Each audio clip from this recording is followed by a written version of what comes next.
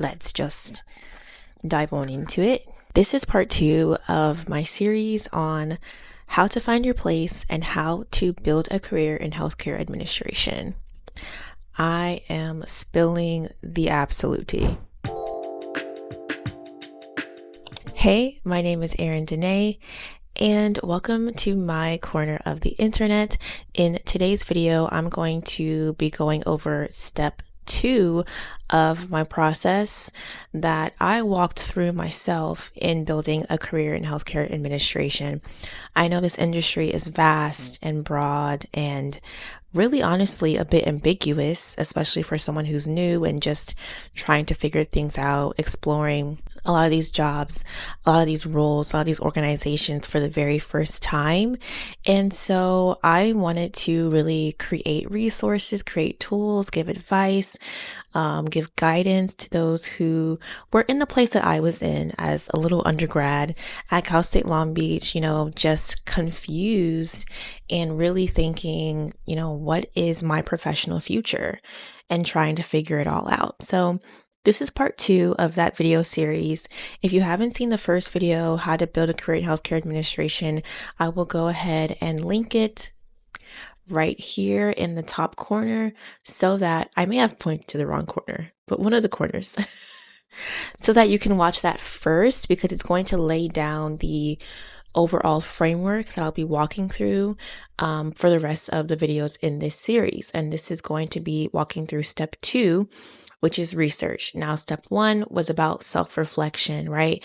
About, keying in, honing in on what you want, what kind of life you want to lead, and how does your professional future, how does your career fit into that? How can your career align to what you want? And maybe, you're not going to get that in your first job, but maybe we can get it in 5 years, in 10 years, with a well thought out plan.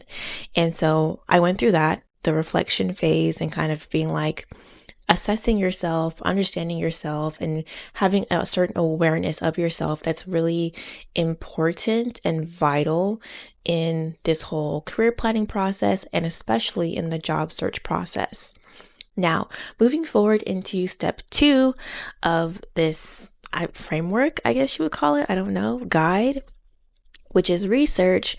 Now that you know things about yourself that you need to know, now it's time to go out and to fill any other gaps that you feel like you have. This could be a skill gap, like let's say you figured out, I need to be much better at Microsoft Excel than I currently am.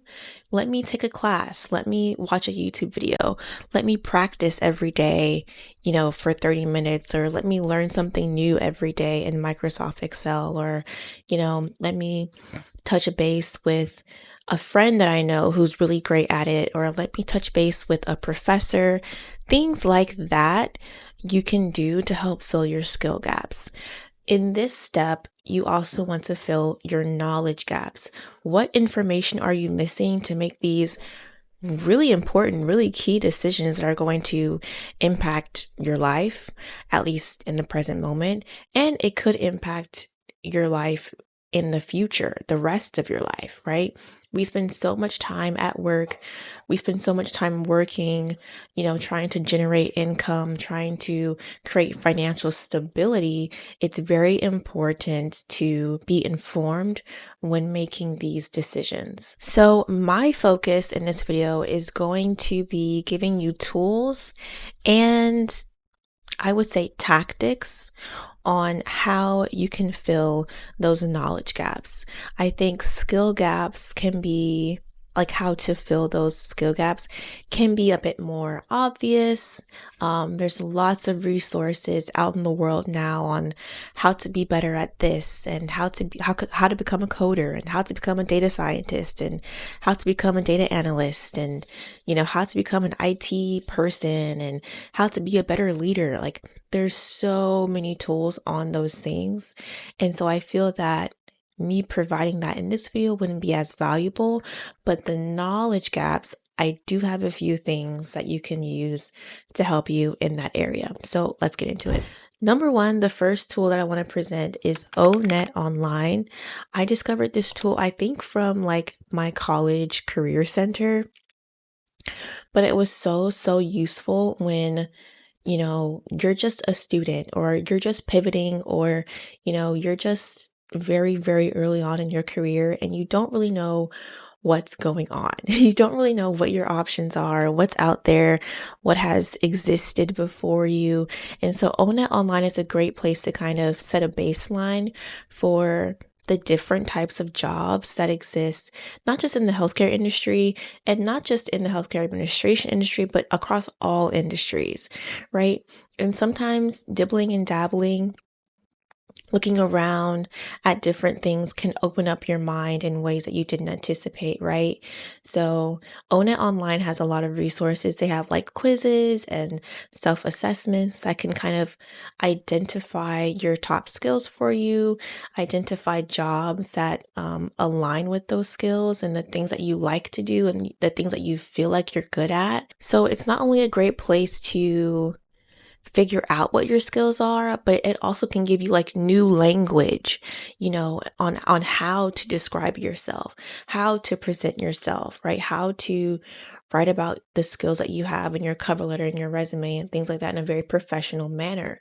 Also, it might match you with jobs that like what might be surprising to you. And so if you're just a student who's just still exploring, then this can help you in that as well, right? Or maybe it will help you realize like, no, I am good at XYZ skill. No, I am good at teaching. I do a lot of teaching, and I do enjoy doing that. Or no, I am good at analysis, or I do a lot of writing and I enjoy writing, so it might kind of unearth, certain revelations that you might not have known previously about yourself and kind of paint you in a slightly different light. And so that's why I enjoy using this tool. And I've used it repeatedly over the years, but mostly in my undergrad, college days, when I was like, what's my direction? What should I go for next? What should I do next? It was mostly in that season of my life. But like, I would take that quiz tomorrow because I'd be like, even now, the place I'm at now, I have questions about what my next step is. This is not like a one-time use type of tool and then you're done and then it's over and then there's no more excitement in it. You may develop something new about yourself and then may want to take the assessment again to figure out, well, will I get different results now because I enjoy different things now? And so it's really nice. It's really beneficial and it really opens up your mind to what's out there. And just think like ONET Online has a lot of different jobs, a lot of different roles, but even that is not capturing everything that's possible. So keep your mind open, feel free to imagine your future and not try to lock yourself in and lock yourself down. I think about like the creator economy as an example. Those jobs did not exist 10, 15, 20 years ago. No one could have predicted the creator economy and influencers and YouTubers and, people making millions of dollars, thousands of dollars off of social media and capturing people's attention that are on those platforms. So I think that the same is possible, right? There might be jobs that exist 10, 15, 20 years from today in the future that we just don't know about yet. And so that's why I'm a huge advocate of don't nail yourself down to one thing, just keep your skills, your strengths, and like I mentioned in the last video, your enjoyable activities, your preferred work activities at the forefront of your mind. That's what you want to follow. That's what you want to be your North Star throughout this entire process. So don't forget ONET Online. I'll call out just a couple of things that I have in my notes. They have what's called an interest profiler, which is really good for figuring out what your interests are, what you would like to do. And then they also have a tool called My Next Move, which is really great for career planning, for figuring out what your next step is going to be. And I think that it kind of inspired this series, and it definitely inspired the name of my guide, which is available on my Beacon store called My Next Step. So yes, definitely recommend that tool and please check it out. They also have just lists that you can browse through. They have a basic skills list, they have cross-functional skills list, they have a soft skills list, and they have a technical skills list. I cannot emphasize enough how important it is to know your skills and to be able to articulate what they are and how they helped you achieve XYZ goal and all of these things. So please check that out for even more language and even different ways that you can spruce up your job application and make yourself stand out as a candidate. And now we're moving into some of the tactics. So tactic number 1 that I want to talk about is job description analysis. And again, I feel like I haven't heard people talk about this, but this is something that I did and it was very helpful. So basically, the whole premise of this is to look at jobs. Just look at jobs, just scroll through a job board and look at jobs. You want to focus in on the qualification section, or it might be called job duties or job responsibilities, something like that. And you want to see, what are they asking for this person to do, this role, right? This imaginary person that has not been hired yet. What do they want out of her or him, right? What are they looking for? What would you be doing if you were working in this role? And this can be tricky too, because sometimes employers and recruiters and companies use like really pretty, flowery, dreamy language or ambiguous language to make a job sound cooler or nicer or, more cutting edge or more modern. Differentiating between what's real and what's not real in the language of a job posting, I think is a skill that you'll just develop over time. And as you continue to expose yourself to these job descriptions, it's a tough thing to have to look through and look past. But as a general rule, I would say, however they're describing the job, just take it down a notch or two. If they're saying this is the best workplace, this is amazing, wonderful, spectacular, in your mind, just take it down a notch or two, right? Because every job has its cons. Every job is going to have things that you don't necessarily like very much. So when you're reading these descriptions and they say all these wonderful, beautiful, spectacular things, in your mind, just know, okay, it's probably not, the golden ticket. It's not going to be a perfect job. No job is perfect. It's about whether or not you can find a job that aligns for the most part with what your preferences are. So keep that in the back of your mind when you're doing these analyses. Now, here in my notes off to the side, I do have a couple of questions that you want to ask yourself while analyzing these job descriptions and figuring out, what do I like? What do I not like? What can I see myself doing? What can I not see myself doing? So here are 4 questions that you can ask yourself while doing this kind of research. Number 1, what kind of organization or company is this position for? Also, consider the following: company size, expected workload pace, etc. This is a very important question because everyone has a company that is like a deal breaker, so to speak.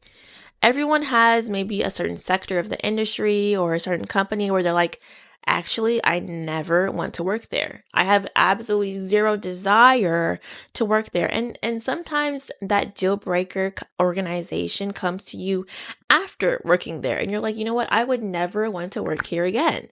I cannot do this. I'm not built for this. This is not aligned with my preferences and what I want out of my life.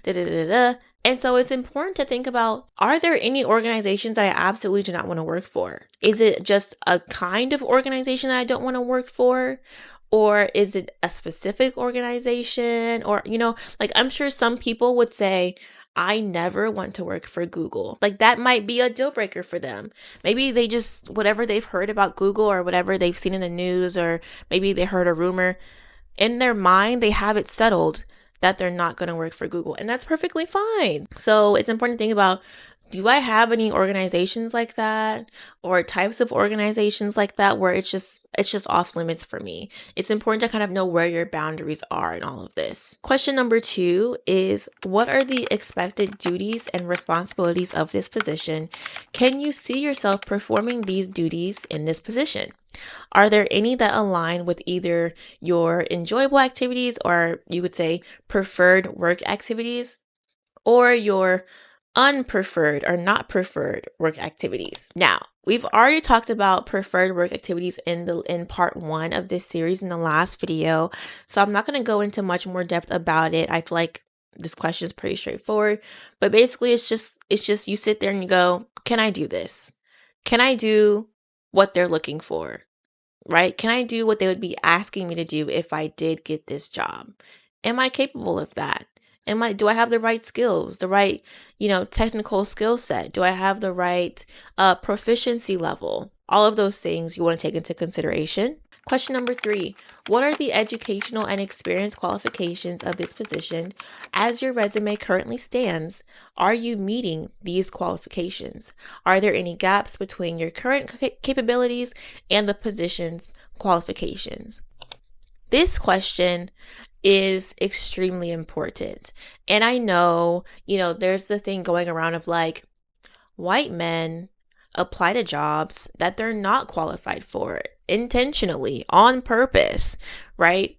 And so there is an element of this where you have to come to terms with the fact that, hey, I'm not going to tick every box, right? And that's okay. It's okay for me to apply to jobs where I don't tick every box and I could still get the job, right? There is a magical little funny part of jobs, of applying to jobs, that really factors in your belief and your self-confidence, right? Your self-belief and your self-confidence, that aura, that energy that you bring to the table, that is a whole factor in and of itself when you're going through this process of trying to find a job or trying to nail down your career and your career path. Confidence is a huge part of this. So when I say you're assessing the qualifications and seeing if they align with what you can do and right? I'm not saying you need to have 100%, but you should still be able to do most of the things and feel confident that you can do the remaining 10% or the remaining 20% that's on the job posting. So it can be a mixture of, self-confidence and competence or capability. But, that's a personal decision as well. So that's completely up to you. But I'm just encouraging you. You don't have to tick all the boxes. You don't. And then lastly, question number 4, does the organization's mission and vision align with what you're willing to support and or contribute to? Now, I understand that this might be a bonus question for you. This might be optional because not everyone can work for a company that they like, I believe in their mission, I believe in their values, right? But most people want to work for an organization like that, where it's actually aligned and you feel that passion, or you feel that, that sense of fulfillment, like, oh, I'm doing the right thing, or, I'm making the world a better place. Like, that vibe is important. And I think that if you can find a job that's like this, if you can work your way towards a job that's like this, you absolutely should, 100%.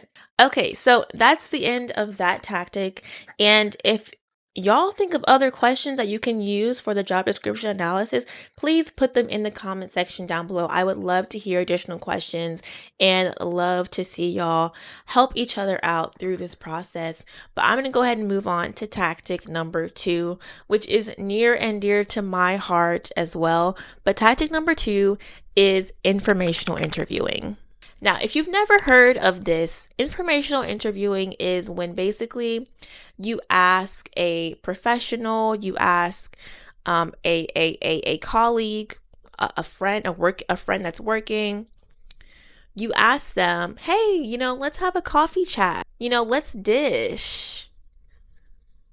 Let's spill the tea together. This is when you ask about their background, you ask about their experiences, how did they get this job, if they have any connections or referrals that can help you out in your job search journey. Just ask about their professional background, because that is the important information that you want to get out of this conversation. You want to know what information am I missing, right? Are there other gaps that are not obvious? Are there other gaps that aren't going to be on the job description?